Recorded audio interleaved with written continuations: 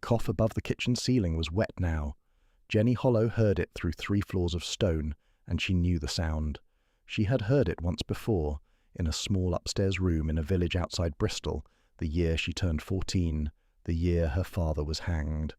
That cough had a colour and a shape, and she could draw it from memory if anyone had ever asked. No one ever asked. She set the copper pan down with a hand that did not shake, because hands that shook in the kitchens of Ravensmoor Hall got slapped, and slapped hands could not work, and a maid who could not work was a maid who was turned out into the dark. So Jenny did not shake. She listened. Above her, on the floor that held the great ballroom, 200 guests were dancing under chandeliers the size of carriages. Below her, in the under kitchens, the scullery girls were peeling something for the morning. Above the ballroom, in the nursery wing, a 5-year-old boy named Thomas was burning with the fever that had killed his Uncle Marcus 7 years earlier. Jenny knew this because she had carried up his broth twice that day, and twice she had seen his small chest fight the air like a fish on a stone. The physician had been sent for at noon. It was now near midnight. He had not come. She thought of her father then, only for a heartbeat, because longer than a heartbeat was dangerous. Henry Hollow, apothecary. The man who had taught her which leaves brought down a fever and which leaves made it climb. The man who had been falsely sworn against in a courthouse and dropped through a trapdoor and buried in unconsecrated ground. A kitchen rat was what they called girls like her now. She had borne the name for 10 years. Tonight she was going to ruin herself. Jenny took off her apron. She folded it the way her mother had taught her, corner to corner, smooth as ironing. Then she walked out of the kitchen with empty hands and a still face, and no one looked at her because no one ever looked at her, and that was the only thing that had ever protected her, and tonight it was going to be the thing that saved a child. In the back passage near the cloakroom she stopped. She had been planning this for an hour. The discarded gown had been there since 6 that evening, hanging on a peg under a dust sheet, abandoned by a guest who had ripped a seam and changed into her travel dress. Pale green silk, a loose ribbon at the waist, a mask of feathers and grey lace dropped on the bench beneath it. Jenny did not ask who it belonged to. She did not want to know. She slid out of her grey kitchen dress in the dark, and the silk went over her shoulders with a sound like water. She tied the ribbon, lifted the mask and fastened it behind her ear, and her own face vanished behind a careful curtain of nothing. For the first time in 10 years, she thought she was about to step into a room as a person. The medicine was already hidden in the pocket she had sewn into the underside of the borrowed gown. A small twist of paper, willow bark ground to powder, elderflower, a pinch of the leaves her father had once kept in a green tin labelled with a word he had written in his own hand. She had no choice but to cross the ballroom. The servants' stair was guarded by the under-butler tonight, because guests sometimes wandered in search of a private room, and the family did not want them straying. The only door to the nursery wing was through the ballroom and up the main staircase. There was no other way. She stepped into the corridor. Music spilled from the open double doors ahead like light from a fireplace. A waltz, slow and steady, 3 beats to a bar, the sort of waltz a duke calls for when he does not want anyone to talk to him. She walked toward it. Her heart did not so much beat as drag, knock, as if a hand inside her chest were trying to remind her she could still turn back. She did not turn back. Above her, through 3 floors of stone, a child she had bathed that morning was fighting for air, and inside her pocket was the only thing in this house that might save him. She crossed the threshold of the ballroom. She did not look at anyone. She walked along the edge of the room behind the line of guests, as if she were a guest herself who had grown tired of being looked at. She was, she realized, almost invisible inside the mask. It was a strange feeling, this kind of invisibility. She had been the other kind, the unseen kitchen kind, all her life. This one felt like being held by something warm. She had reached the second mirror, and she could see the main staircase through the 3rd arch when a hand closed around her gloved fingers. A voice spoke very close to her ear. "May I have this dance?" She froze. The hand around her fingers was gloved in black. The wrist behind the glove wore a black mourning band. She looked up, slowly, and saw a man in a black coat looking down at her, as if he had been looking at her for a long time, and only now was waiting for her to look back. She knew his face. Every maid in this house knew his face. He was the Duke of Ravensmoor, and he was drunk, and he was the saddest man she had ever seen. She thought, very calmly, that she was going to die in this room tonight. Then she thought of the child upstairs, and she said yes. Her father had taught her 3 things before they came for him. He taught her plants, and he taught her to read, and he taught her to dance. Henry Hollow had been the apothecary in a market town outside Bristol, and he had married a clergyman's daughter, and the clergyman's daughter had insisted that her child be raised to walk into any room and stand straight in it. So when Jenny was 8, her mother had taught her to curtsy, and when she was 10, her father had set down his pestle and showed her a waltz in their small front parlour, between the table where he ground willow bark and the chair where he ground iron. 3 beats to a bar, the man's hand at the small of your back. Look at his collar, not his face. Breathe out on the 2nd count.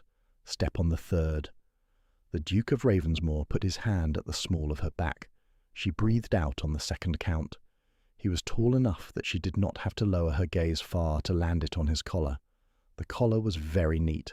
The mourning band on his sleeve was older than the coat. Old grief, she thought, which was a thing she knew very well. The room turned around them as if the room were the thing dancing. He smelled of brandy and rain, although the night outside was dry. She wondered if the rain was an older smell that he could not get out of his coats. Marcus had died on a wet day. She remembered that from the housekeeper's gossip. A wet day in November 7 years ago, this very week. This was the anniversary. That was why he was drunk. That was why he was dancing. He spoke once, halfway through the waltz, in a voice low enough that only she could hear. "You are not on the list of guests." Jenny did not breathe. "I would have remembered," he said. She kept her face perfectly still behind the mask. She thought of the child upstairs. She thought of the medicine in her pocket. She thought of her father, telling her in their parlour when she was 10 that a brave woman is not one who does not feel fear. A brave woman is one who feels it and steps on the 3rd count anyway. She stepped on the 3rd count. "I came in late," she said. It was not a lie. She had come into this room very late indeed. The Duke of Ravensmoor did not answer. He guided her through the next turn. His hand at the small of her back was not heavy. He held her the way a man holds something he has not been allowed to touch in a long time. It was the most polite touch of her life. She thought of the cough above the ceiling. The waltz had 2 more turns, then a slow drift toward the orchestra, then a final cadence, and then she could curtsy and go. 2 more turns. She felt the 2nd turn under her feet, and then a woman in violet at the edge of the floor saw her, and the woman in violet went very still. The Dowager Duchess of Ravensmoor had a habit of standing at the edge of any ballroom she entered, as if the room were a chessboard, and she were considering her opening move. She wore violet for evenings, because violet was almost black, and she liked the suggestion of mourning without the commitment. Her hair was iron grey and pinned high.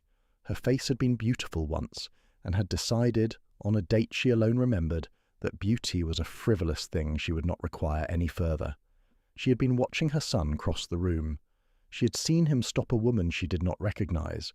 She had seen him put his hand at the small of that woman's back. She had thought at first that her son was finally taking pleasure in something, and she had felt a faint surprise. Then her eyes had travelled down the dancing woman, slowly, the way a cat's eyes travel a sparrow, and they had stopped at the pale green silk. The Dowager Duchess knew that gown. She had ordered it herself 8 years ago for her son's wife, Eleanor. She had chosen the green because it suited Eleanor's eyes. She had chosen the ribbon because Eleanor had asked for ribbon. She had paid for it from her own household allowance. Eleanor had worn it twice, and then she had died in childbirth, and the gown had been packed away and forgotten in an upstairs press, and the Dowager Duchess had ordered several times that it not be touched. It was being touched now. It was being worn by a woman in a feathered mask, in her son's hand, on her ballroom floor. The Dowager Duchess set down her glass of orgeat. She did it carefully, because the moment was an important one, and important moments required a certain economy of movement. She stepped once off the edge of the dance floor and began to walk. Around her the dancers continued, the orchestra continued, the chandeliers continued to drip light. She was not yet running, because Dowager Duchesses do not run. She would run in a moment, The waltz ended. Jenny curtsied. The Duke bowed. He did not let go of her gloved hand at once. He looked at her, through her mask, the way a man looks at a window when he is trying to see through it to a person inside. Then he let her hand go. She turned. She walked toward the main staircase. She did not run, because running would have been the end of her. She walked. She crossed the threshold of the ballroom. The hall opened in front of her. The main staircase rose ahead, carpet the colour of dried blood, brass rods, 2 stories of marble. Beyond the staircase at the top was the corridor to the nursery wing. Beyond the corridor, behind a door painted pale blue, was a boy who had been bathing this morning in lukewarm water and laughing because the soap had gone up his nose. She set her foot on the first stair. The Dowager Duchess's voice was not loud. It did not need to be. The acoustics of the great hall of Ravensmoor were designed by a man in 1742 who had wanted any word spoken at the foot of the staircase to be heard in the gallery above. The Dowager Duchess knew this. She had grown up in this house. She said only one word, and the entire ball heard it. Stop. Jenny stopped. Behind her, the music in the ballroom was still playing, but the guests nearest the doors had turned, and the guests behind them had turned, and the gallery above her had turned. 200 faces. 200 sets of eyes. The Dowager Duchess walked into the hall, and she walked the way a magistrate walks into a court that has been waiting for her. She climbed the first step, then the second. She came to a halt 3 steps below Jenny. She lifted a gloved hand, not to Jenny's face but to the mask itself, and took it off. She did it slowly. She did it with 2 fingers and a thumb the way you take a feather off a cake. The mask came away with a small sound like paper. Jenny's face was bare, in the hall of Ravensmoor, under 200 chandeliers and 200 sets of eyes. The silence was not gradual. It arrived all at once. The Dowager Duchess looked at the mask in her own hand. Then she looked at Jenny's face. Then she lifted her chin so that her voice would carry up the staircase and into the gallery, and out through the open doors of the ballroom, and into every corner of the only house Jenny had ever lived in. "A kitchen rat," she said, in my daughter-in-law's dress. 200 people did not breathe. Jenny did not weep. She did not plead. She stood on the staircase in a stolen gown, with her face bare, and she looked the Dowager Duchess in the eyes, and she did not say a word. She could not say a word. Because at that exact moment, from the top of the staircase, from the corridor that led to the nursery wing, from behind a door painted pale blue, a small voice called down. The voice was wet. The voice was thin. The voice was the voice of a child who had been waiting too long. "Jenny," the voice said, "I can't breathe." The Duke of Ravensmoor had followed his mother into the hall. He had stopped at the foot of the staircase with his black-gloved hand on the banister, because something in his mother's voice had stopped him. He looked up at Jenny. He looked at her face. He looked at her hands. And then, slowly, he looked at the thing she was holding in the hidden pocket she had begun to lift through the silk of the borrowed gown. A small twist of paper, the corner of an apothecary's fold. His eyes moved from the paper to her face, to the corridor at the top of the stairs, to the door painted pale blue. He was a clever man, the Duke of Ravensmoor. He had been clever even when he was drunk, and clever even when he was grieving, and clever even at 6 years old, the day he found his brother Marcus reading his mother's letters under the rose hedge. He saw the shape of a thing very fast. He saw the shape of this thing in less than 2 seconds. What he saw, in those 2 seconds, was this: a woman in green silk on his staircase, with a twist of paper in her pocket, and his son's voice calling down through the gallery, and his mother 3 steps below her, with a stripped mask in her hand. He saw that the woman had not crossed his ballroom to attend his ball. He saw that she had danced 1 waltz with him to keep from being noticed, and that not being noticed was something she had been doing in this house for a long time. He saw that everything in his world had been arranged, in this exact moment, against the woman who had walked through it to save his only living child. He felt, very precisely, 2 things he had not felt in 7 years. He felt warm, and then he felt, with great clarity, ashamed of his mother. He looked at his mother. He said 1 sentence. He did not raise his voice. He did not need to. She stays. That was the end of beat 1. Let us go upstairs. Jenny Hollow was 24 years old that November.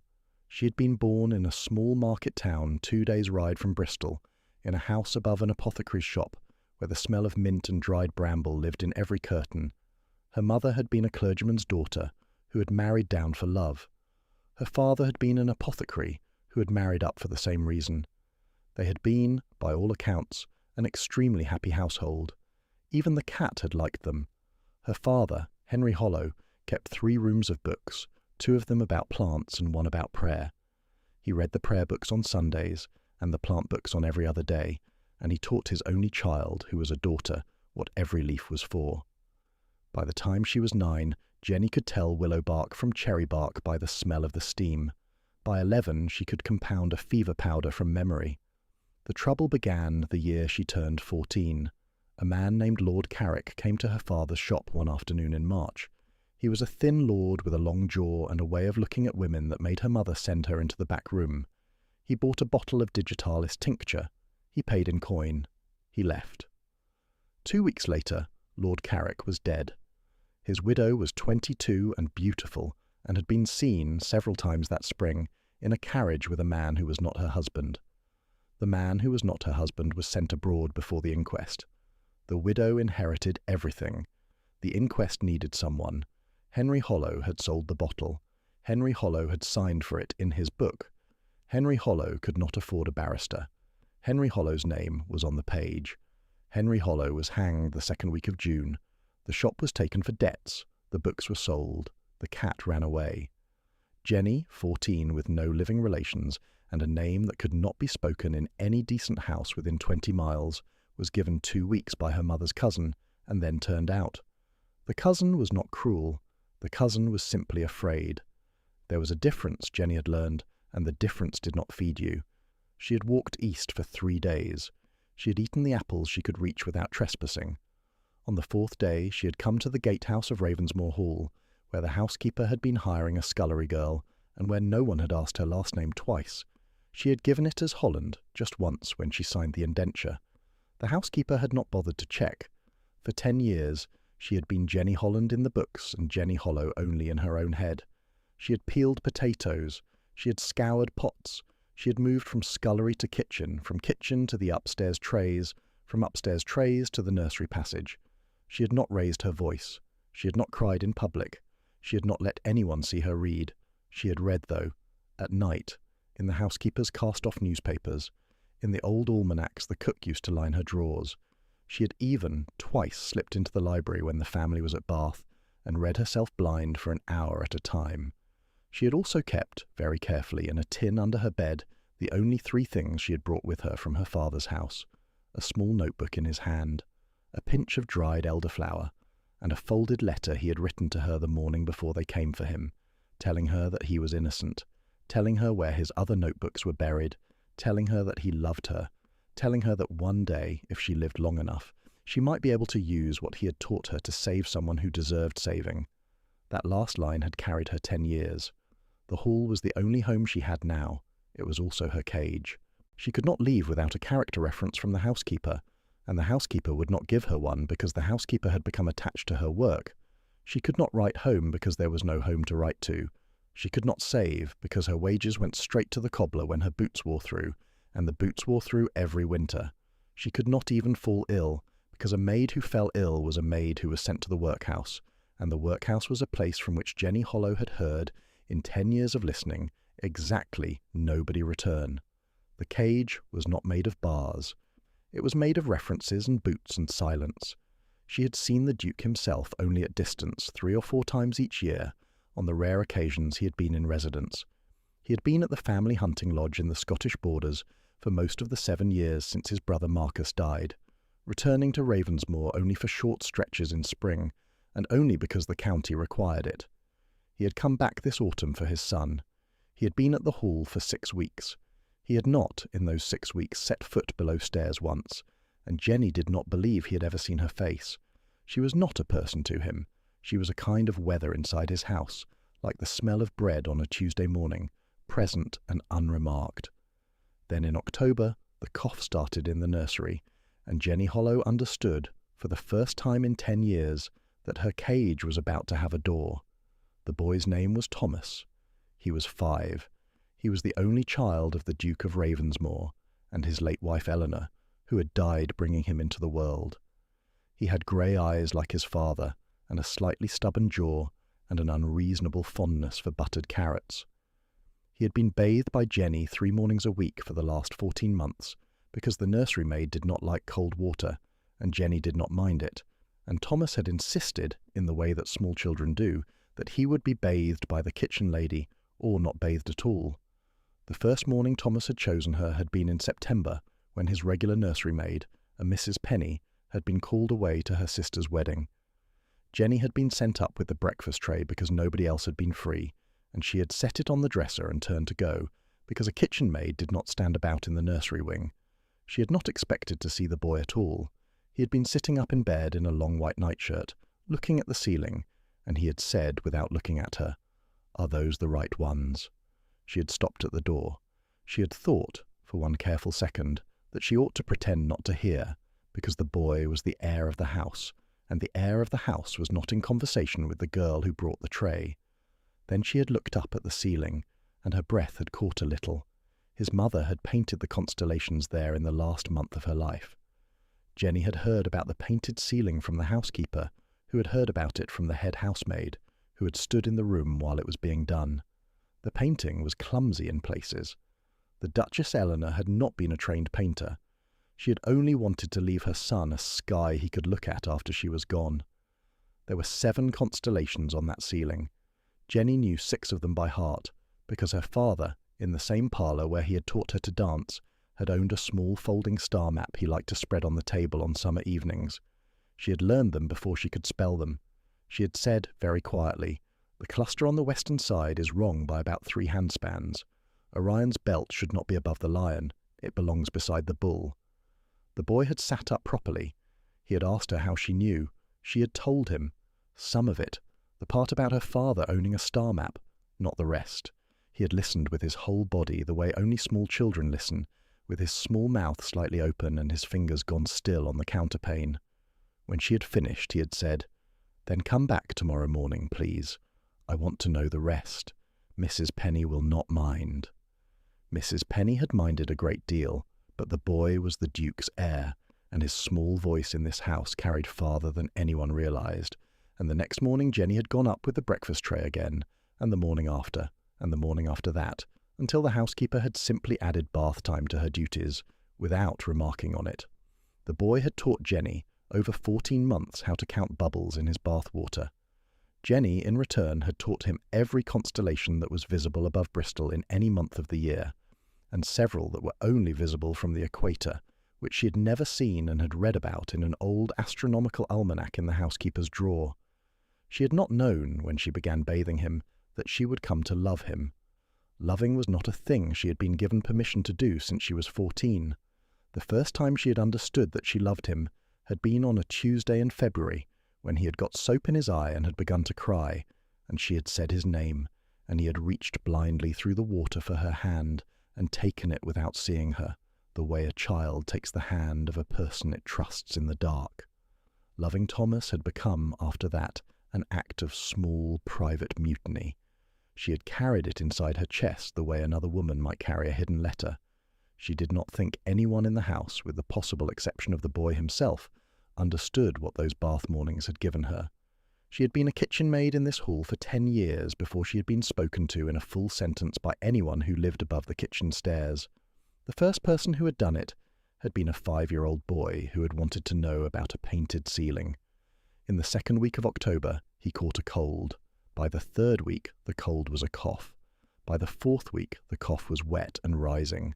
Jenny had recognized the sound the first time it happened, and her hands had gone cold over the basin because she had heard it before, in a small upstairs room in a village outside Bristol, the year she turned 14, the year her father told her about lung fever and what it sounded like. She had told the nursery maid. The nursery maid had told the housekeeper. The housekeeper had told the steward. The steward had told the Duke. The Duke had sent for the physician. The physician had not come. The physician was a Dr. Crail, a man in his 60s who lived in the village, and who was, by November, drinking a bottle of port at lunch. The Duke had retained him because his father had retained him. The Dowager Duchess had refused to retain anyone else, because no one else lived close enough to be summoned in a winter storm. Dr. Crail had been sent for, twice in 2 days, and had sent back word that he would come in the morning, and the morning had not produced him.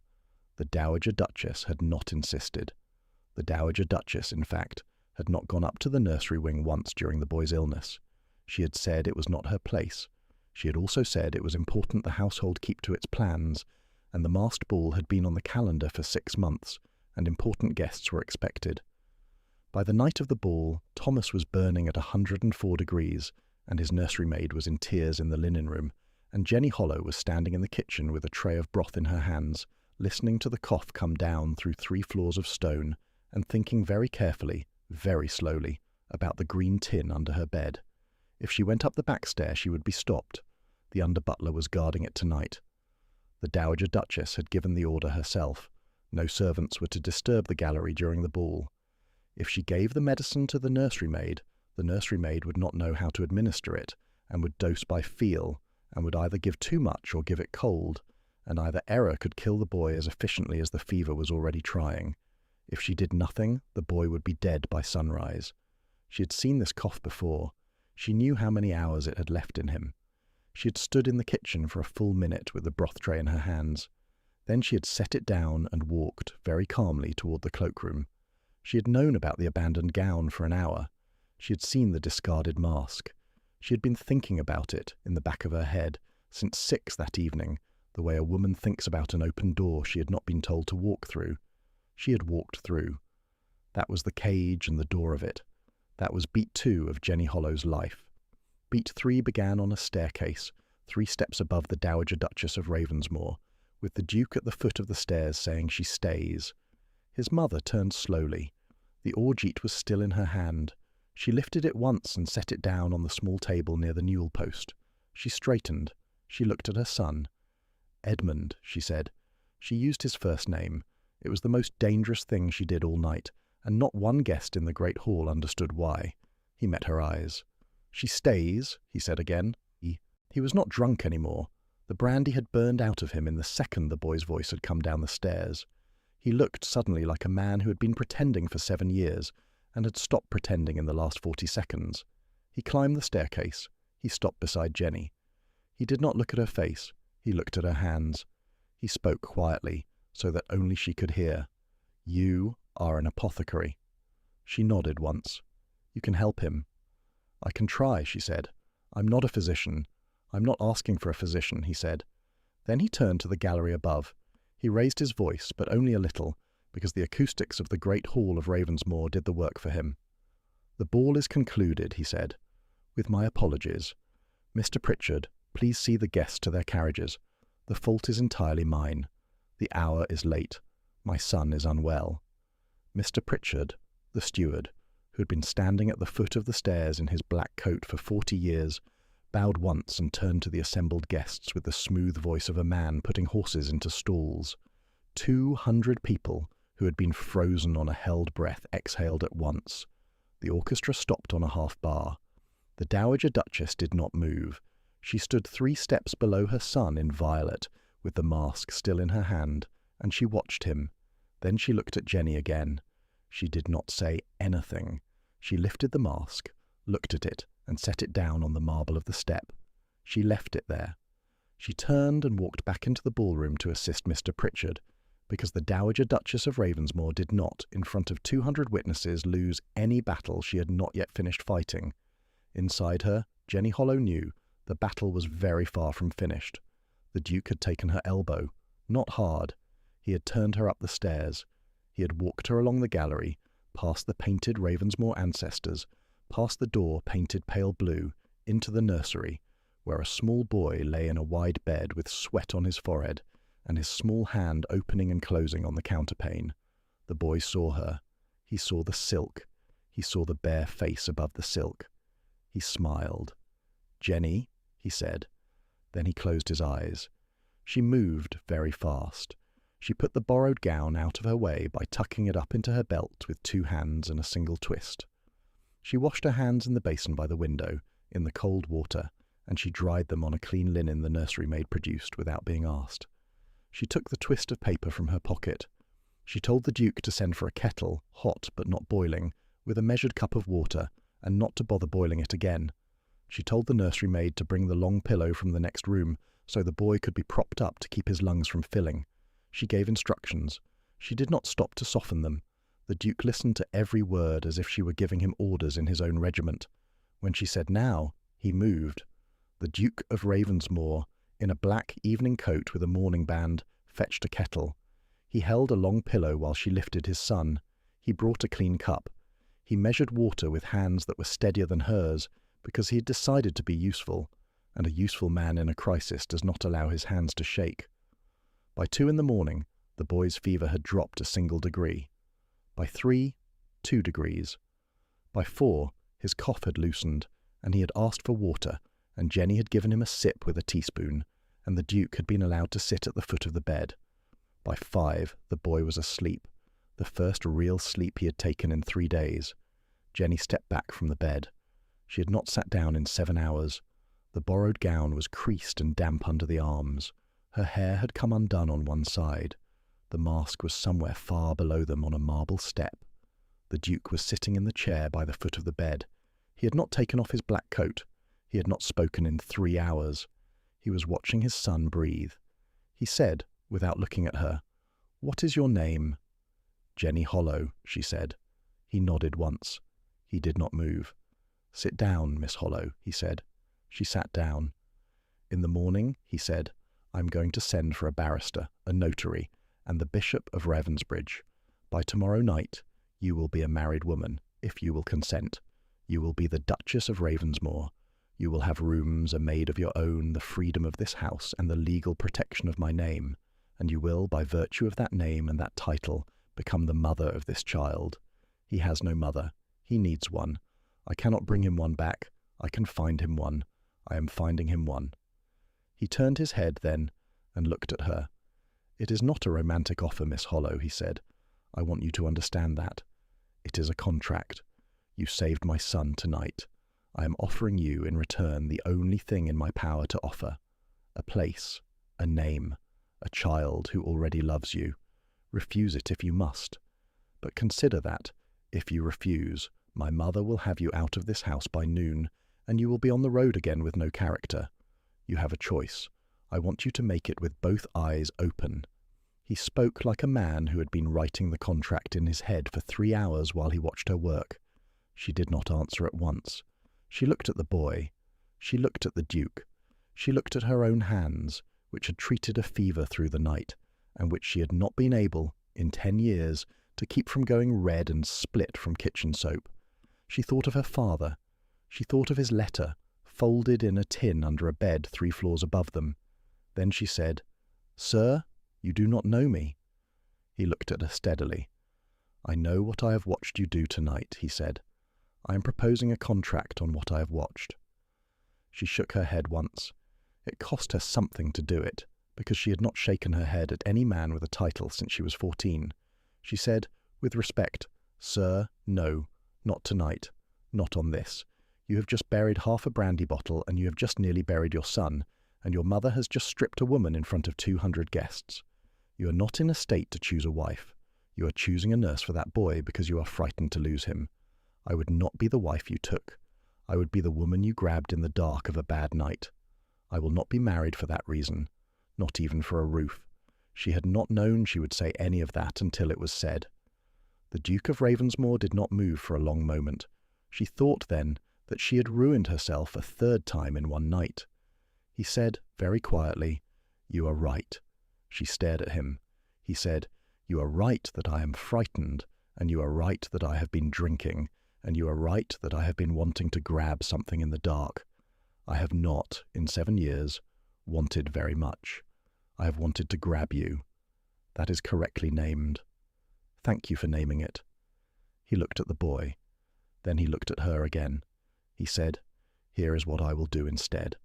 I am going to send for the bishop and the notary in the morning, because the boy will recover faster with a stable household, and the only stable household I can give him by tomorrow afternoon is one in which the woman who saved his life has a name in this house. But the marriage will not be tomorrow. I will give you 3 weeks. The contract will be drawn up. You will read every line of it with the notary. You will eat at this table. You will sleep in a room in the family wing with a lock on the door and the key in your own hand. You will walk in the garden. You will see the boy whenever you want. And in 3 weeks, if you can stand the sight of me at the end of it, you will walk into the chapel of your own accord, or you will not. If you do not, you will leave this house with a character, an allowance for the rest of your life, and a closed door behind you that my mother will not open. If you do, you will be the Duchess of Ravensmoor. The choice will be yours, freely made, at the end of 3 weeks, in daylight, sober. That is my offer. She did not speak. He said, more quietly still, will you take the 3 weeks? She thought of her father, of the letter, of the green tin, of 10 years of soap and silence, and of a small boy who had reached for her hand through bath-water. She thought, very clearly, this is the day. She said yes to the 3 weeks. That was beat 3. It was a short beat, because the contract did not need words to fill it. The contract was an open door, and Jenny Hollow walked through it the second time that night. Beat 4 began with daylight. The household woke up at a slow angle. The under-housemaids were the first to be told, because the under-housemaids needed to begin moving Jenny's small box of belongings from the attic dormitory to the corner suite in the family wing, which had been Eleanor's, and which had been closed since her death. The housekeeper was told next. The housekeeper sat down on a kitchen chair and did not move for 10 minutes. The cook was told. The cook said 3 short words that cannot be repeated. Then she said, well, the boy lives. Then she went back to her bread. The Dowager Duchess was not told. She did not need to be told. She had been told by every step of her son's foot on the gallery the previous night. For 3 days, she did not appear at meals. For 3 days, Jenny moved through the corner suite like a woman walking on ice over deep water. The maid assigned to her, a thin girl named Sally who had been kind to her once in the laundry 6 years ago, was the only person in the household who seemed delighted by the arrangement. Sally brushed her hair as if she had been waiting for the chance. Sally laid out 2 of Eleanor's old morning dresses, taken in for Jenny's smaller frame, and pretended not to see her cry the first time she saw herself in the long mirror. The boy was kept in his bed. Jenny visited him 3 times a day. He held her finger in his small hand and asked, on the 3rd afternoon, whether she would be staying. She told him that she would be staying. He had asked her then if she would be his mother. She had told him that she would be his Jenny, which was the truth, and his mother, which was also the truth, and that he could call her whichever felt right. He had chosen Jenny. She had not corrected him. The Duke came to the nursery twice a day. He did not come at the same times. Jenny noticed this. She thought, on the first morning, that he was avoiding her, and the thought had hurt more than she expected. By the second day she had understood that he was simply afraid to be predictable. He came twice a day, and stayed for an hour, and watched his son, and exchanged with Jenny a small handful of polite sentences, none of which referenced the night of the ball, the dance, the mask, or the marriage. The marriage contract was being drawn up in the library. The bishop was on his way. The notary had arrived on the second morning. It was on the 3rd day that they were alone for the first time. She had come down to the library at 11 in the morning, because the Duke had asked her, in a brief note left under her door, whether she would be willing to sign her name to the preliminary draft. She walked in. He was alone. The notary had stepped out to walk in the garden. The library smelled of leather and beeswax, and the long windows let in a thin November sun. She stopped on the threshold. He stood up from his desk. He said, "Please come in." She came in. She sat in the chair across the desk from him. She did not look at the papers. She looked at his hands. He had ink on the side of his right hand. The signet ring on his 4th finger was loose, as if he had lost weight since he last wore it. The cuff of his white shirt was a little frayed at the edge. She found, with surprise, that she was grateful to see frayed cuffs on a man who could have afforded any cuff in England. It made him human in a way she had not been ready for. He said, "Your name." "I am sorry," she said. "I am asking what your name is," he said. "Your full name." "Hollow," you said. "Is there a middle name? Is there a maiden name?"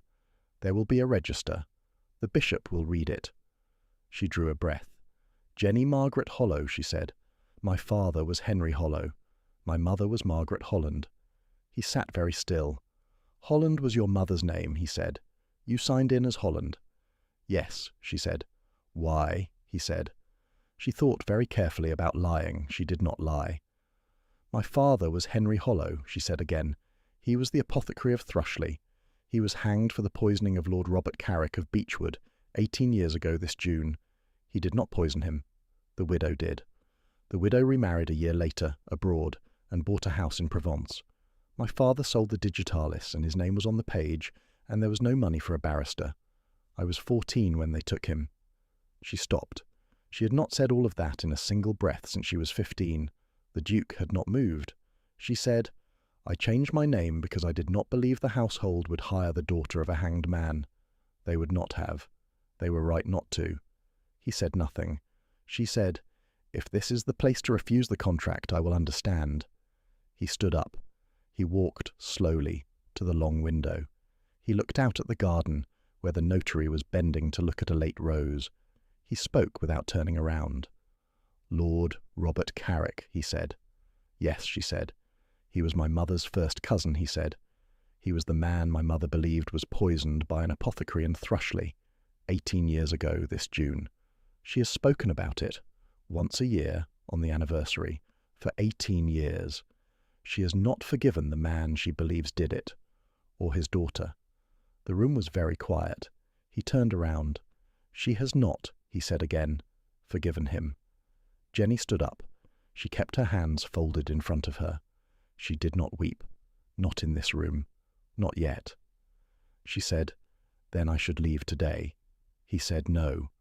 He walked back to the desk. He put his hand on the edge of it as if to steady himself. "I am the Duke of Ravensmore," he said. "I am not my mother. I am not my dead cousin. I am a man who watched you save my son with one twist of paper and a kettle. I am also a man whose father knew Henry Hollow personally. My father bought from him. My father, who was not a sentimental man, said once at a dinner in this house that he believed Henry Hollow to be a decent and honest tradesman who had been thrown to a coroner because nobody could afford to throw a widow to one. That sentence I have remembered for 30 years. Do you understand what I am telling you, Miss Hollow?" She nodded. She did not trust her voice. "I am telling you," he said, "that the marriage will hold. I am telling you that I will protect you in this house. I am also telling you that my mother is going to spend the next week trying to break you, and the next year trying to ruin you, and you should know now what I know, which is that she will do it with everything she has, including the truth about your father. I will not hide it from you. I will not lie to you about her. I will only stand between you and her." He breathed out. "I will," he said, "be very honest with you about another thing. I do not know how to love a wife. I have not done it in 7 years. I have, in fact, gone 7 years without using the word love in a sentence about a living person. So if you take this contract, you take it knowing that. I cannot promise you a romance. I can promise you a roof, a name, my child to share, and my honest protection. If, in time, I can offer more, I will. But I will not lie at the altar." He looked at her. "Sign or do not sign," he said. "The choice is yours." She walked to the desk, picked up the pen and signed her name. Jenny Margaret Hollow. For the first time since she was 14. He looked at the name. He blinked once. He sat down. He drew the paper toward him and signed beneath her name, Edmund Charles Ravensmore. Then he reached very carefully across the desk and laid his hand on top of hers and squeezed it once, just once, and let go. It was the first time a man had touched her hand on purpose since her father. She walked out of the library without looking back and all the way up to the corner suite. She closed the door behind her, sat down on the foot of the bed, and put her hands flat on her knees, and she cried, properly, for the first time in 10 years. That was the 3rd day. The days that followed did not behave like ordinary days. They had a kind of held breath about them, as if the house were waiting to find out what kind of house it had become. The cook in the kitchen below cooked for an extra place at table, and did not say a single word about it for 3 weeks, which was, in the cook's own private opinion, the largest thing she had ever done for any duke. Jenny ate her meals at the long table in the morning room, because the Duke had said so, and the housekeeper had not dared argue. She sat at his right hand. The boy sat across from her with a cushion on his chair, because he was not yet quite tall enough to reach his bowl without one. The Duke did not say much at meals. He watched. He watched her lift her teacup, and he watched the boy lift a buttered carrot in a soft fist, and twice Jenny caught his eye and held it for a count of one and looked away first, because she could not yet decide what holding his eye was going to cost her. In the afternoon she walked in the gardens. The November light was thin and clean and good for the boy's lungs, and the boy was now strong enough to be carried short distances, and she carried him sometimes, although the gardener and the gardener's boy, and once the Duke himself, offered to carry him instead. She liked the weight of him. She had not been allowed to like the weight of anyone in a very long time. Once, on the 8th day, she had been in the South Library reading an old apothecary's manual she had asked the housekeeper to find for her, and the Duke had come in to look for a different book, and he had stopped at the door because he had not expected her to be there. He had stood looking at her for a moment too long. Then he had said, in a voice as level as he could make it, "Please do not let me interrupt you," and he had walked to the shelves and pulled down a book and walked out again without looking at her face. She had not been able to read another word for half an hour. That had been a warm day. The next morning he had passed her in the corridor outside the nursery and had looked through her as if she were not there at all. He had not greeted her. He had not slowed. He had walked on, and she had stood for a moment with her hand on the wall, and she had thought, with surprise, that the cold had hurt her more than she had expected. That had been a cold day. It went like this for 3 weeks.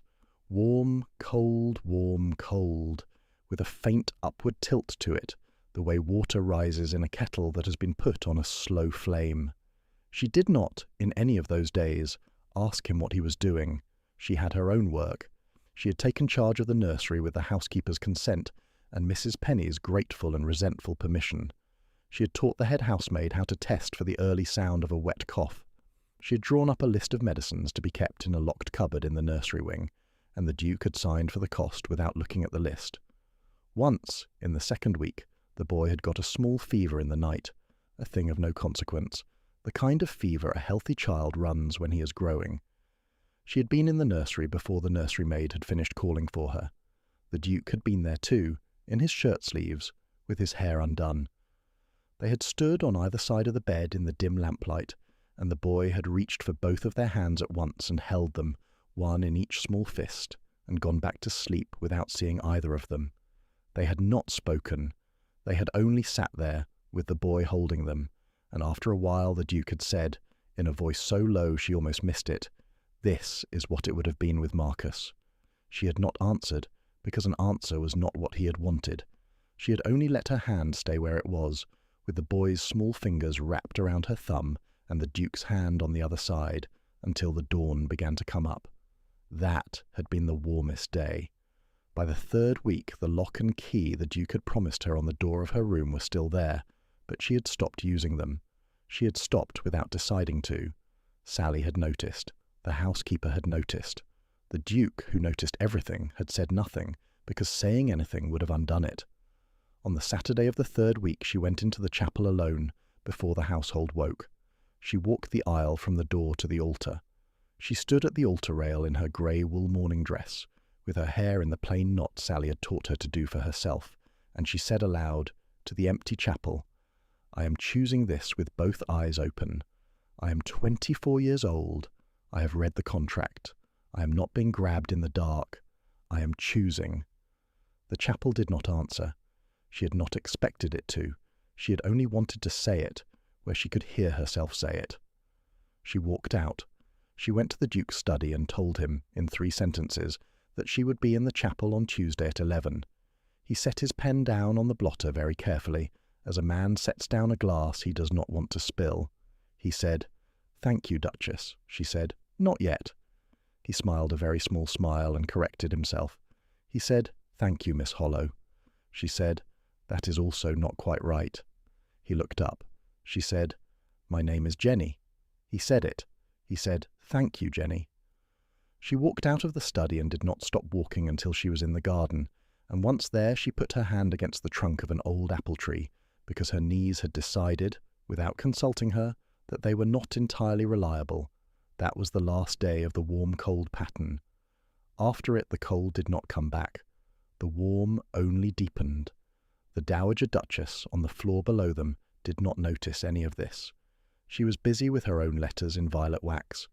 She had been writing to a small chapel in Devon, and to a parish in Yorkshire, and to a clerk in a courthouse outside Bristol. She had been gathering, by post and by patience, the kind of ammunition that does not show its shape until it is fired. She would have it ready by the night of the wedding. She would not use it until weeks later, when the hall had grown comfortable enough to be wounded. The wedding was quiet. It was held in the small chapel at the east end of Ravensmoor, on a Tuesday, 3 weeks after the ball. The bishop performed it.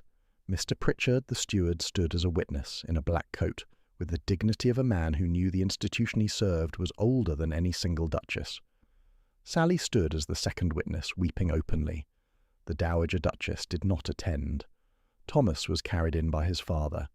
He was thin and pale, but he was upright. He held a single late rose. When the bishop asked who gave this woman to be married, the boy said, in a clear voice that surprised everyone in the chapel, including himself, "I do." The Duke looked down at his son. The Duke smiled. It was the first smile the steward had seen on his master's face in 7 years. The steward later told the cook about it, in confidence, and the cook had to sit down again. Jenny said her vows in a steady voice. The Duke said his without hesitation. He did not say the word love, because he had told her he would not lie at the altar. He said instead that he would honour, keep, and protect her, before God and before this household, until his last breath. She understood, in that moment, that he had given her a more honest vow than most brides receive. She wore the green silk. She had repaired the loose ribbon herself, by candlelight, 3 nights earlier. She had told Sally simply that the dress had been with her the first time her life had changed, and it ought to be with her the second time too. After the chapel, there was a small breakfast in the morning room. The boy ate buttered carrots. The Duke drank 1 glass of wine. The bishop ate too much trifle. The Dowager Duchess did not come down. A tray was sent up to her. The tray came back untouched. For 9 days after the wedding, the Dowager Duchess remained in her rooms. The household began to believe that she had retreated.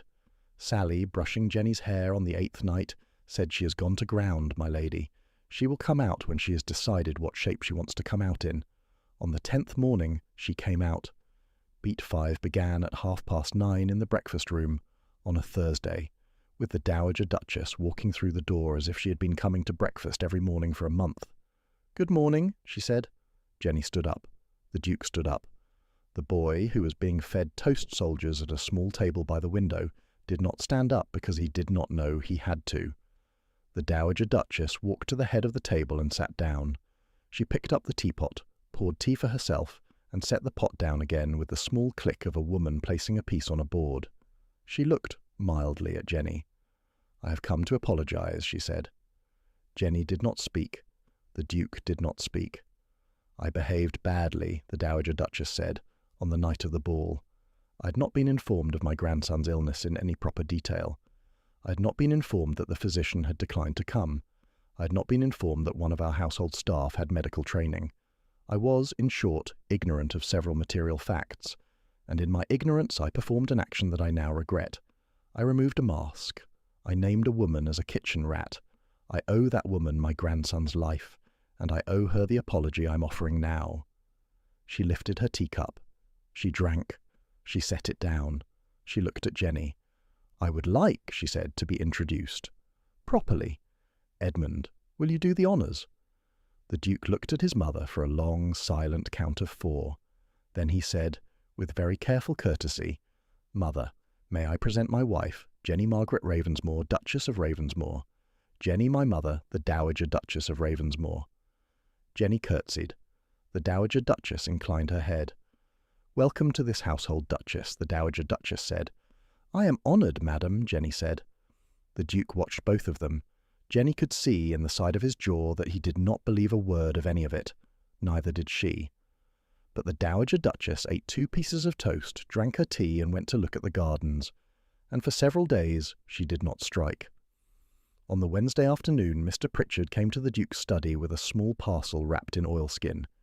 It had been sent down from London by an old family solicitor who had retired 10 years earlier, and who had, on the day of his retirement, locked a particular folder of correspondence in his own personal safe, because he had not been comfortable with what was in it.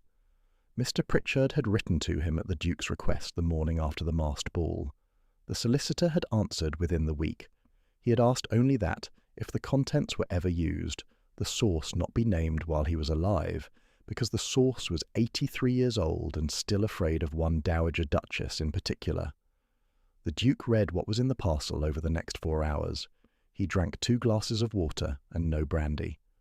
When he had finished, he locked the parcel in the 3rd drawer of his desk, turned the key in his pocket, and went to find his son. He did not speak to anyone, not even his wife, for the rest of that afternoon. He sat in the nursery with the boy on his lap, and watched the boy fall asleep on his shoulder, and he thought about a great many things, none of which he said aloud. He had the ammunition now. He had decided not to use it yet, because the petition to the Crown would carry better in March if his mother had not been publicly humiliated first. He had decided to spare her that, for his late father's sake, more than for hers. His mother forced the timing herself, 4 days later. On the Friday night before that, Sally told Jenny that she had seen the Dowager Duchess in the long gallery at 1 in the morning, standing in front of the portrait of her dead son Marcus, with a small folded handkerchief held against her mouth.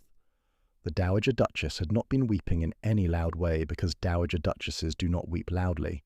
She had only been standing there. Sally had not moved. The Dowager Duchess had stood for nearly an hour, until the candle in the gallery was nearly out, and then she had put her hand once on the painted hem of her son's coat in the picture, very lightly, the way a woman might touch a child she was no longer allowed to touch in the body. Then she had walked back to her own room without seeing Sally at all. Jenny thought about that for a long time. She did not change her mind about anything that mattered, but she understood after that the woman who had ripped a mask off her face had been carrying her own dead boy in her pocket for 7 years, and that some grief turns inward the way some wounds do, and rots, and produces a kind of person that the world does not know how to forgive. Then on Sunday, the Dowager struck. The strike was a dinner. The Dowager Duchess hosted a small Sunday dinner in her own private dining room on the 1st floor, which she had not used in 5 years. She invited the Bishop of Ravensbridge. She invited 2 county families, the Marleys and the Heatherfords. She invited a man named Mr. John Carrick, who was the grown nephew of the late Lord Robert Carrick, who was 28 years old, who had inherited Beechwood from his uncle's widow when she died abroad 2 years previously, who was unmarried, and who had been corresponding politely with the Dowager Duchess for the last several months on the subject of a particular old grievance. She also invited her son and his new wife. Jenny dressed for dinner that evening with hands that did not shake, because she had decided at 24 that her hands would not shake in this house for any reason short of fever. Sally brushed her hair. Sally laid out the deep blue silk Eleanor had worn for her last Christmas. Sally pinned the small sapphire combs that had been Eleanor's. Jenny looked at herself in the mirror and saw a stranger in a borrowed face, and reminded herself, sharply, that the face was now hers, by signature, by bishop, and by vow. The Duke met her on the landing. He looked at her. He did not say anything for a moment. Then he offered his arm. "You are afraid?" he said, very quietly. "Yes," she said. "So am I," he said. "We will be afraid together.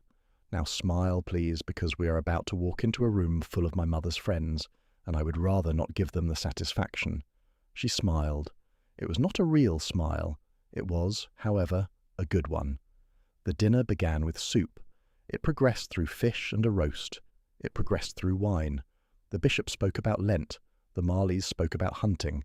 Mr. Carrick spoke about the running of Beechwood, which he had inherited and was attempting to restore. The Dowager Duchess listened, smiled, refilled her glass once and waited. She struck between the meat and the pudding. She set down her fork. "Mr. Carrick," she said, "I was hoping to ask your opinion on a small matter of family history. Forgive me. This is a question for which I owe my own son an answer too. I do not raise it lightly." The bishop looked up. Mr. Carrick, who was a thin young man with a long jaw, not unlike his uncle's, set down his glass politely. "By all means, Dowager," he said. The Dowager Duchess turned slightly in her chair. She faced down the table. She looked, with mild courtesy, at her daughter-in-law. Jenny, my dear, she said, I have only this week obtained, through a very kind clerk in Devon, a copy of a court record from 18 years ago, the trial of an apothecary named Henry Hollow, accused of selling the digitalis tincture that killed Lord Robert Carrick of Beechwood. The man pleaded innocent. He was hanged. The court record contains the name of his daughter, who was 14 at the time of the trial. The daughter's name is, I am told, Jenny Margaret Hollow. She lifted her teacup. She did not drink from it. She lowered it again. I would like to ask you, my dear, whether that is, in fact, your name.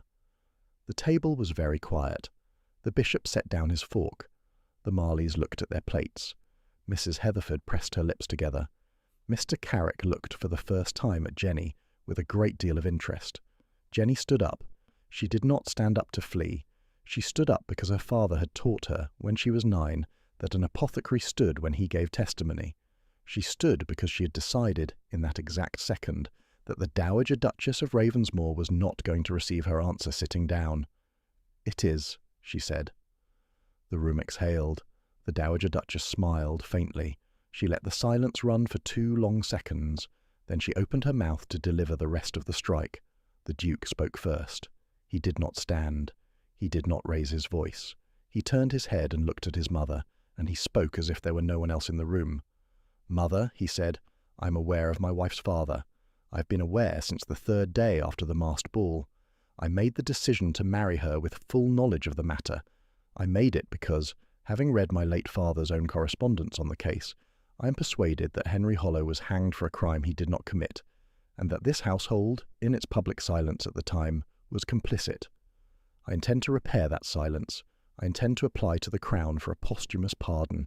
I intend, with my wife's permission, to fund the application out of my own estate. I will tell you this now, in front of these witnesses, because I will not allow you to wield the matter as a weapon over my wife at any dinner table, including yours. He paused. He turned to Mr. Carrick. Sir, he said, I do not believe your uncle was killed by Henry Hollow. I believe he was killed by his wife, the wife who fled to France, the wife who, by your own family lawyer's correspondence, my mother knows, has been receiving an allowance from the Carrick estate via a third party for the last 14 years. An allowance she has no legal claim to, an allowance my mother arranged. The bishop dropped his fork. Mrs. Heatherford gasped. Mrs. Marley stared into her wineglass. The Dowager Duchess's face did not change, but her hand, which had been resting on the table beside her teacup, closed slowly into a fist. Edmund, she said. I have the letters, mother, he said. I have had them since Wednesday. I had been hoping not to use them at a dinner table at all. You have forced my hand. He turned to his wife. Sit down, Duchess, he said gently. Jenny sat down. The Dowager Duchess did not move for a full minute. She looked at her son. She did not look at Jenny. She picked up her napkin, folded it once and set it on the table. Edmund, she said, I would like to retire. Of course, mother, he said. Mr. Pritchard will see you up. Mr. Pritchard, who had been standing at the sideboard for 40 years, stepped forward. The Dowager Duchess of Ravensmore stood. She walked with perfect dignity the length of the dining room, and out of the door, and into a corridor where 10 paces down, her own maid said later that she stopped, put one gloved hand on the wall and stood there for a full half-minute before walking on. She did not come down to breakfast for 2 weeks. When the door had closed, the bishop cleared his throat. The Marleys looked at their plates. Mr. Carrick set down his glass very slowly and turned to Jenny. Mrs. Ravensmore, he said, I should like, with your permission, to read the letters your husband has spoken of. I should like to do so before I leave this house. If, after reading them, I am persuaded as he is, I will join your husband's application to the Crown. Whatever my family has done or my aunt has done, I will not, by silence, do again. I am told I look like my uncle. I would prefer not to act like him. The Duke lifted his glass. Mr. Carrick, he said, you honour your name. Mr. Carrick lifted his glass back. To the truth, he said. The bishop, who had been silent in disbelief, lifted his glass. To the truth, he said. Mr. Marley and Mr. Heatherford and their wives lifted their glasses one by one. Each of them said the same words. To the truth. Jenny lifted her glass. Her hand did not shake. Her eyes did fill with water, although she did not allow any of it to fall in the dining room. To my father, she said. The Duke turned then, and looked at her across the table. He did not smile. He looked instead as if he had been waiting his whole life for this moment to land on him, and it had landed, and he was steady under it. To Henry Hollow, he said. 6 glasses lifted, including her own. That was beat 5. The reveal was not who Jenny was. The reveal, as it turned out, was who the Dowager Duchess had been all along. Beat 6 did not begin that week. Beat 6 began nearly a month later, at 11:30 on a snowing night in early January, in the upper gallery of Ravensmoor. December had passed slowly. The Dowager Duchess had kept to her rooms. Mr. Carrick had stayed on for 2 weeks, reading the letters under the bishop's supervision, then had gone home to Beechwood to write his own application to the Crown in support of the petition. The bishop had taken the Henry Hollow file with him to Ravensbridge to begin drafting the formal application. The petition would be heard, the bishop had said, no sooner than March, and possibly not until April. There would be a hearing. There would be witnesses. There would, the bishop had warned, be one more attempt by the Dowager Duchess to muddy the county's opinion before the Crown made its decision. For most of December, the hall settled into its first quiet weeks. The boy grew 1.5 inches. He learned to read 3 new words, and one of them was apothecary, which he had asked Jenny to spell for him from the front of one of her father's notebooks. The Duke read with the boy on his lap most evenings, after supper, in the smaller drawing-room. Jenny sat in the chair across from them with a piece of embroidery she did not entirely know how to do, watching them, learning to allow herself to be sitting in a room with 2 people she loved without expecting the door to open and the household to come for her. On the night beat 6 began, Jenny had walked out of the nursery, where the boy was now sleeping a clean sleep, and she had not been able to make herself walk back to her own room. She had walked instead the length of the gallery, past the painted Ravensmoors, past the Eleanor portrait, past the small door that led to the South Library, and into the South Library itself, because she had remembered, in passing, that the South Library had a window seat that looked out at the snow. She had sat in the window seat without lighting a lamp. She had thought, for the first time in many weeks, about what would happen now, about the application to the Crown, about her father's name on a piece of paper somewhere in the bishop's study, about the Dowager Duchess in her room above them, about the boy, about the man she had married. She had thought all of these things in the dark, and then a door opened on the other side of the library, and a footstep came in. The Duke had been looking for her. He did not switch on a lamp either. He came down the long room, past the shelves, and stopped at the window seat. He did not sit because he had not been asked. "I am sorry," he said quietly. "I did not wish to startle you." "You did not," she said. "May I sit?" he said. "Yes," she said. He sat. The window seat was not large. They were not touching. The snow came down outside and made the room very faintly blue. They were both quiet for a long time. He spoke first. "I owe you an apology," he said. "For what?" she said. "For the dinner," he said. "I had not intended to tell you about my mother's correspondence at that table. I had planned to tell you privately, the following morning." She forced my hand. "I am sorry that you learned of it in front of witnesses." "You saved me," she said. "I did not save you," he said. "You saved my son." He looked out at the snow. He said, very quietly, "May I tell you about my brother?" "Yes," she said. He told her. He told her about Marcus, who had been 3 years younger, and who had laughed too loudly at funerals, and who had taught Edmund to swim in the carp pond when they were boys, and who had got a fever, in November, 7 years and 1 week ago, the same fever that had nearly taken Thomas. He told her that the physician had been Dr. Crail even then, and that Dr. Crail had taken 11 days to arrive, and that by the 11th day there had been no point. He told her that he had sat by Marcus's bed for the last 3 days of his life, and that he had done nothing useful because he had not known what to do, and that he had heard in the last hour the same wet rising cough that he had heard in his son's chest 2 weeks ago. He told her that he had not forgiven himself. He told her that, when he heard his son cough that way the first time, he had gone into his own dressing room and stood with his hand on the back of a chair and shaken so hard he could not button his cuffs. He told her that when he had seen her at the foot of the staircase, with the twist of paper in her pocket and the medicine in her hand, he had not been seeing her. He had been seeing the thing he had failed to do for Marcus, walking past him in a green dress. He told her that he had been afraid of her ever since, He told her that he had not been afraid of her because she was a kitchen maid. He had been afraid of her because she had done in one night what he had been unable to do in 7 years. He told her, last of all, in a voice she had to lean closer to hear, that he was tired of being afraid. He did not look at her while he spoke. He looked at the snow. When he finished, she did not speak at once.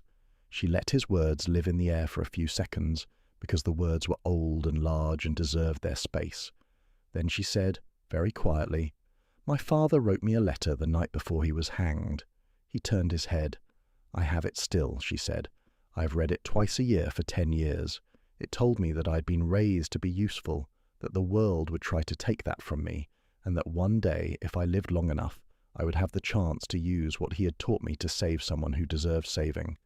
I've carried that letter for 10 years and not believed it. I believed it for the first time the night I crossed the ballroom. I believed it because of your son. I want you to know, sir, that what your brother died of is not what your son will die of.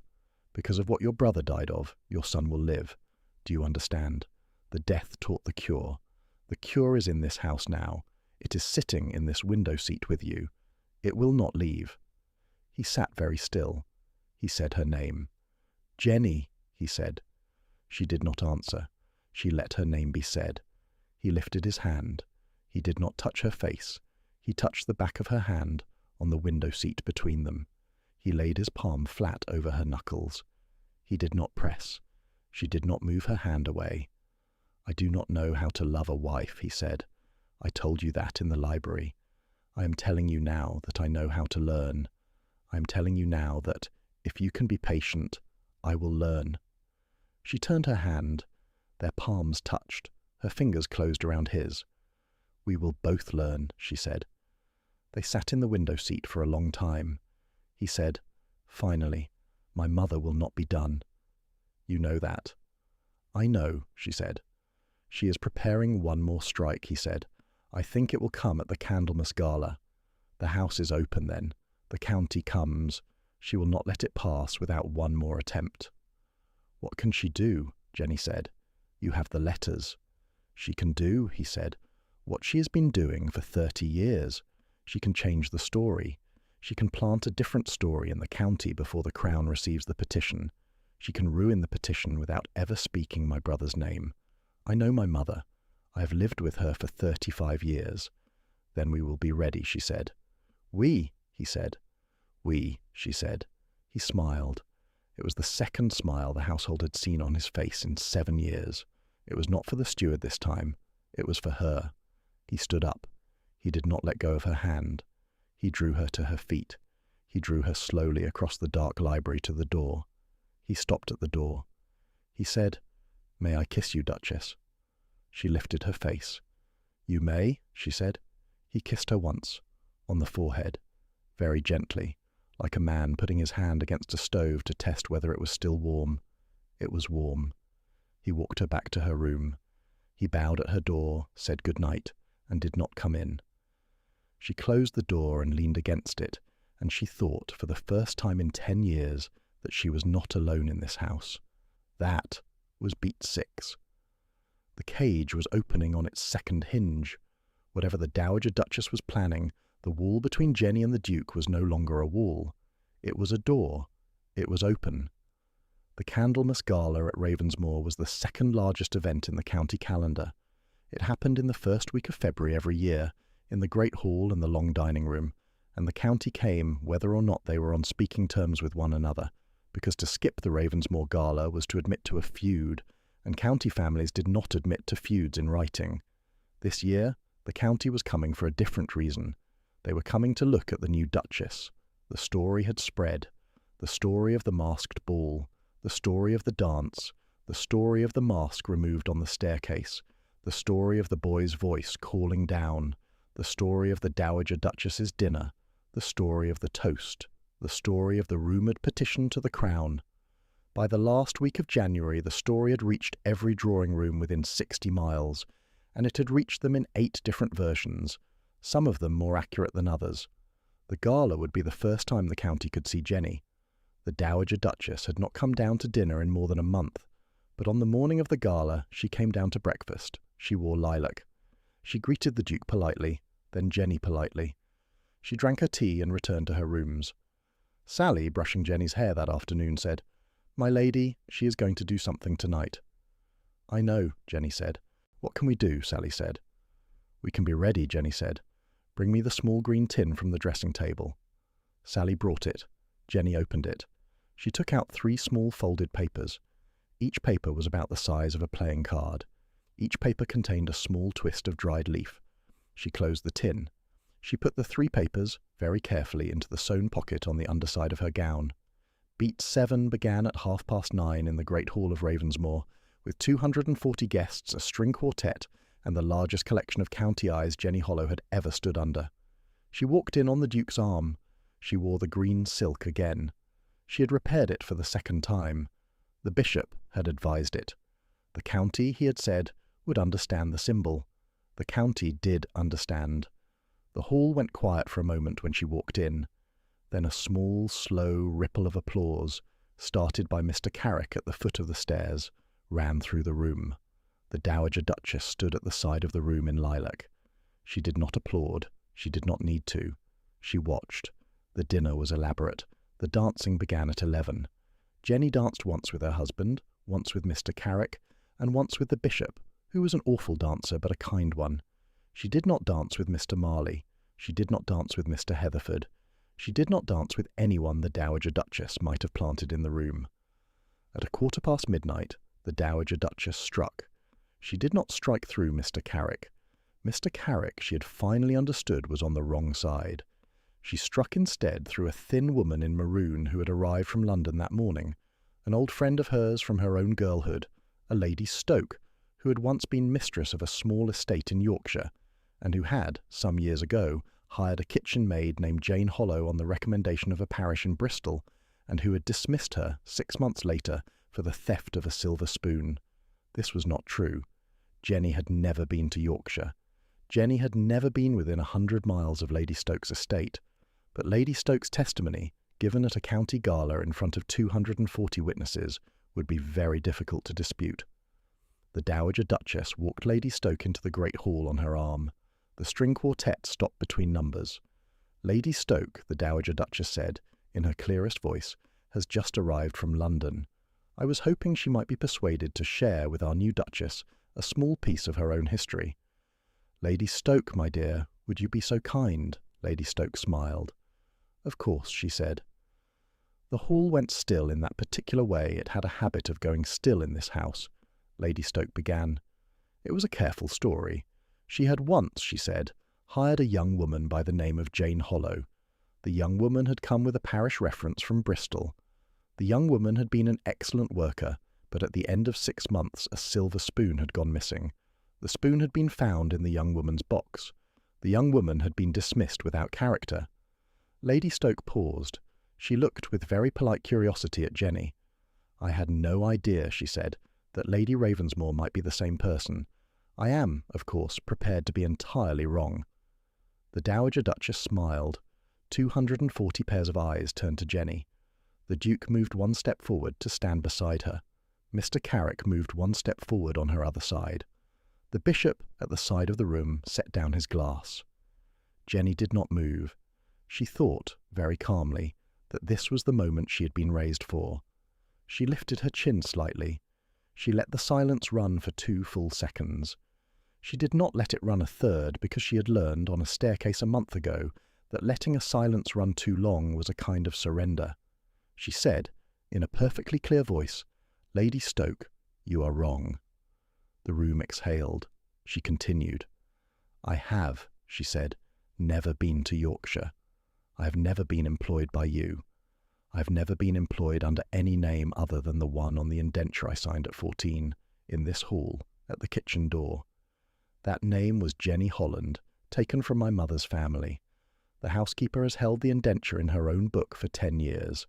Mr. Pritchard, will you fetch it?" Mr. Pritchard, who had been waiting for this question for an hour, said, "My lady, I have it here." He produced it.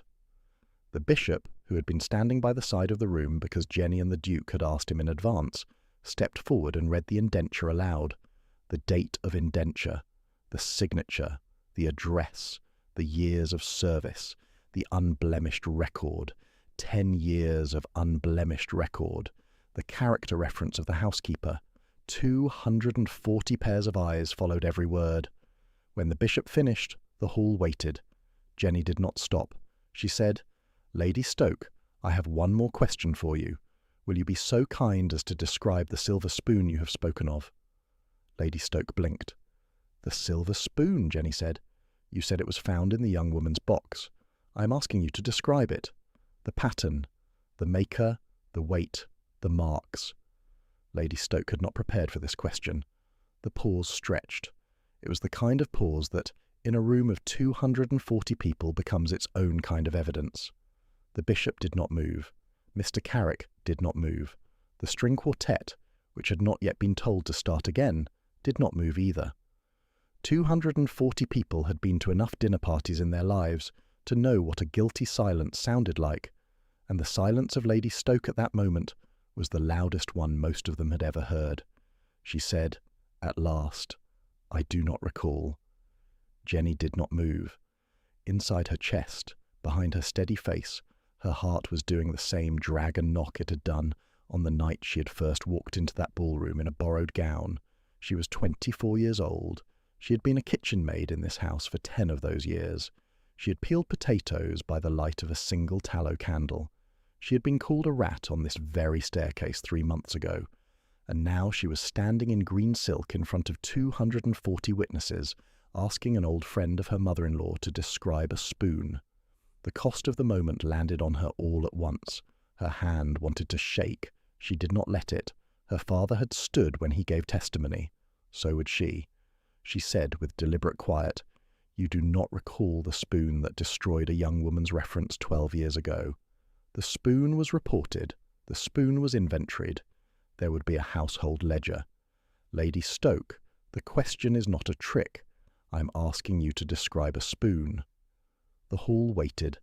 A woman in the gallery above coughed once, then put a gloved hand against her mouth as if she had betrayed something.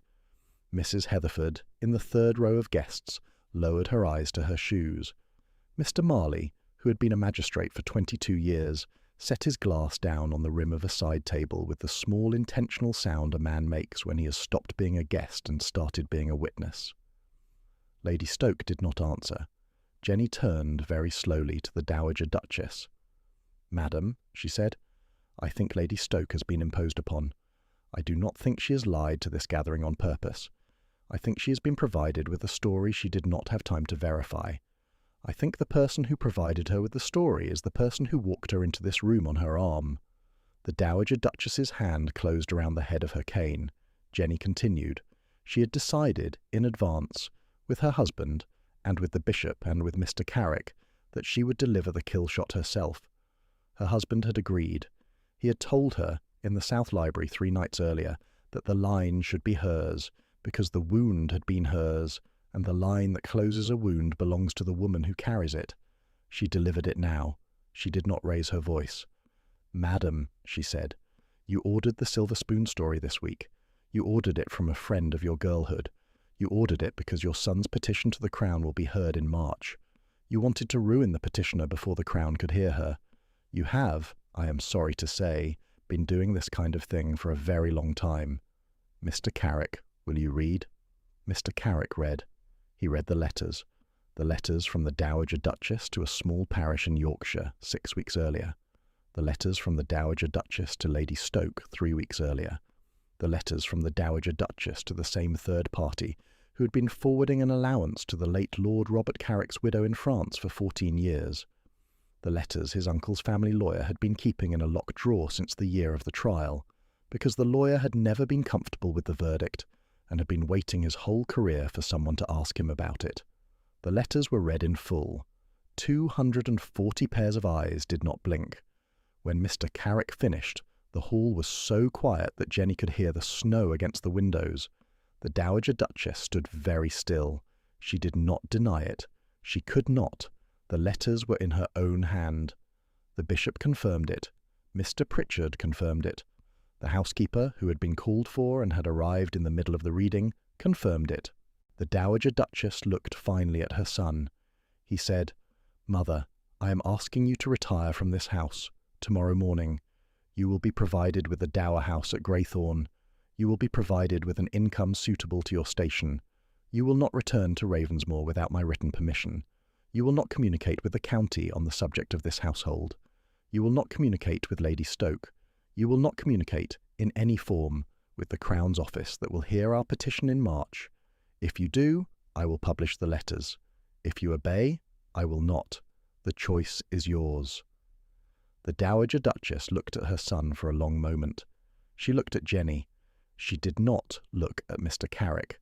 She inclined her head half an inch. She turned with perfect dignity and walked the length of the great hall. 240 pairs of eyes followed her. She walked out. She did not return. The bishop stepped forward. He lifted his glass. He said, "My lord, my lady, ladies and gentlemen, I should like to offer a toast to the late Henry Hollow of Thrushleigh, who was wronged by a court 18 years ago, and whose name, by the grace of God and the diligence of his daughter, will be restored in March. To his daughter, to this household, 240 glasses lifted. To Henry Hollow, the hall said. To Henry Hollow, Jenny said. She did not weep in the great hall.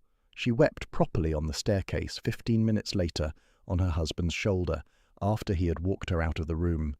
He held her there for a long time. He said into her hair, 'You delivered that, Duchess. You did. Not me. You. I had help,' she said.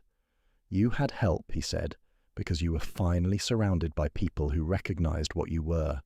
You did the rest. Your father would be proud of you.' She lifted her face. He kissed her, not on the forehead this time, on the mouth, very gently, as if she were a thing he had been allowed at last to touch on purpose. That was beat 7, the false climax, the public victory, the villain destroyed, the county watching, the petition cleared, the kitchen rat in her daughter-in-law's dress standing on the great staircase of Ravensmoor with the Duke's arm around her, and the bishop calling her by her father's name.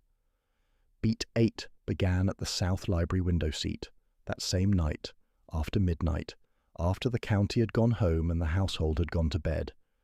The Duke had brought her there with one candle and a folded blanket. They had not spoken on the way.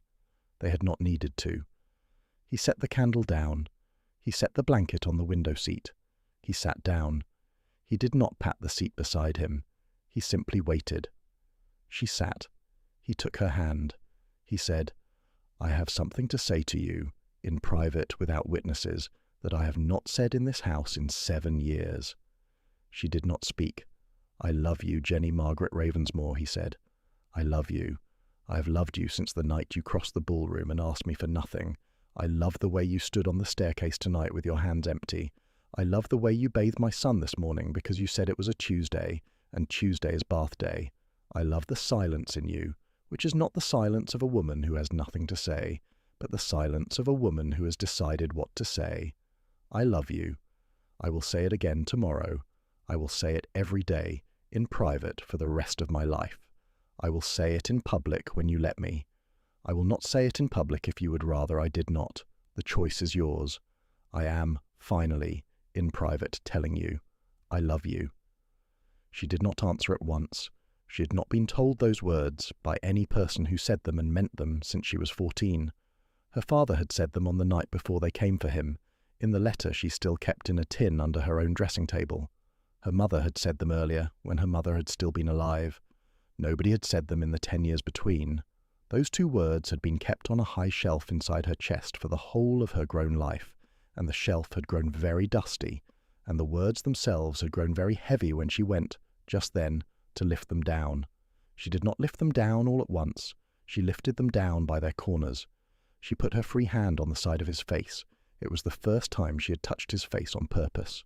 He had a small scar on his jaw she had not noticed by daylight, the kind of scar a boy gets from falling on stone. She pressed her thumb against it, gently, as if to make sure he was a real thing and not something she had begun to imagine in the dark of the South Library. She felt the tears come. She did not try to stop them. They were not the public kind. They were the slow, private kind that mean a person has finally come home and is allowed to put her bag down. She said, very quietly, "I love you, Edmund Charles Ravensmoor. I have loved you since the moment you said she stays. I had not known then what to call it. I have known for some weeks now. I have been afraid to say it. I am saying it." She breathed out. The breath went all the way down. It went into a place inside her chest that had not been breathed into in 10 years. He did not speak. He did not need to. He lifted his other hand and laid it over hers on his face, and held it there, and he closed his eyes, the way a man closes his eyes when he has been told at last, the only thing he has been wanting to be told. Then he pulled her against his chest very gently. She put her face into the wool of his coat. They sat that way for a long time in the South Library, with one small candle between them, and a snowfall outside heavy enough to bury the carriage tracks on the drive. That was the true climax. There were no witnesses. The candle was very small. The snow outside the South Library window was very heavy. The Dowager Duchess, in a carriage on the road to the Dower House at Greythorne, did not see it. The county, in their beds across 40 miles, did not see it. Mr. Pritchard, asleep at last for the first time in a week, did not see it. The only witness was the candle, and the candle was not the sort that talked. The petition was granted in March. Henry Hollow's name was restored. The Dowager Duchess never set foot in Ravensmoor again. She wrote once in May to ask if she might visit her grandson. The Duke wrote back politely that she would be welcome to visit her grandson at Greythorne whenever the boy chose to be brought to her. The boy did not choose to be brought, that year, or the next year, or any year after. He was a kind boy. He was not a foolish one. Jenny went on bathing him every Tuesday, until the Tuesday he turned 10 and informed her, with great gravity, that he could bathe himself.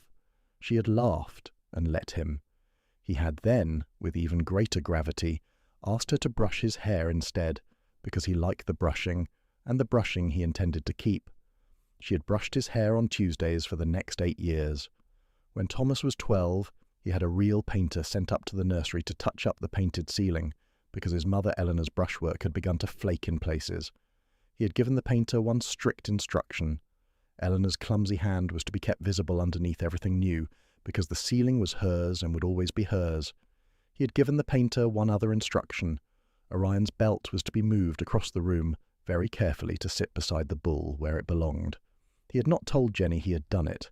He had let her discover it the next morning when she came in to wake him. She had looked up at the ceiling for a long time without saying anything, and then she had looked at the boy, who was not a small boy any more, and they had understood each other without saying a word. She also became, on the side, the apothecary of Ravensmoor. She kept the old green tin under her own dressing table. She compounded for the household. She compounded for the village. She refused, politely, to charge for any of it, because she said the bill had been paid by her father in another century. The village paid her in eggs, in bread, in a slow rebuilding of the name Hollow that her husband had begun and that the village finished. 6 years after the gala, the Duke and Duchess of Ravensmoor had a daughter. They named her Margaret, after Jenny's mother. The child had grey eyes like her father, and a stubborn jaw like her brother, and an unreasonable fondness for buttered carrots that her brother had absolutely taught her. 3 years after that, they had a son. They named him Henry. The boy Henry asked once, when he was 4, why his father always cried a little when he said his name. Jenny told him. She told him about her father, about the apothecary's shop above the parlour, about the small notebook in his hand, about the willow bark, about the green silk, about the night she had crossed a ballroom in a borrowed mask. She told him the whole story. He listened. He said, at the end, "Mamma, were you afraid?" "Yes," she said. "But you went anyway," he said. "Yes," she said. He nodded. He was 4. He understood in the way that 4-year-olds understand, which is the only honest way anyone understands anything. He said, "I am glad." She said, "So am I." On the night of the 20th anniversary of the masked ball, the Duke and Duchess of Ravensmoor walked alone the length of the gallery. They stopped at the head of the main staircase. They stood for a few minutes at the place where, 20 years before, a dowager had ripped a mask off a kitchen maid's face and called her a rat in front of 200 guests. The Duke looked at his wife. He said, "Do you ever think of it?" "Every November," she said. He said, "What do you think?" She said, "I think I was waiting. For the first 14 years of my life I was being taught. For the next 10 years I was waiting. The night your mother ripped that mask off, my dear, I think I stopped waiting. For the first time in my life I did not need to hide. He took her hand. They walked slowly back down the gallery, past the painted Ravensmoors, past the Eleanor portrait, past the new portrait that had been hung the previous year. The new portrait was of the Duke and Duchess and their 3 children, in the South Library, in winter, by a single candle. The face in the new portrait did not wear a mask. It had never needed one. She had never been a kitchen rat. She had only been a borrowed name, in a borrowed dress, in a borrowed house, waiting for a real one. She had a real one now. She did not need to hide. If you have made it all the way to the end of this story, my dears, thank you. Thank you for staying with Jenny. Thank you for staying with Edmund. Thank you for staying with Thomas. Hit subscribe if you have not, ring the bell, and leave us a rating between 1 and 10 in the comments below. Tell us where in the world you have been listening tonight, and which moment broke you, and which moment mended you. We read every one. We will see you in the next story. Sleep gently. You are not invisible. You never were. You have only been waiting.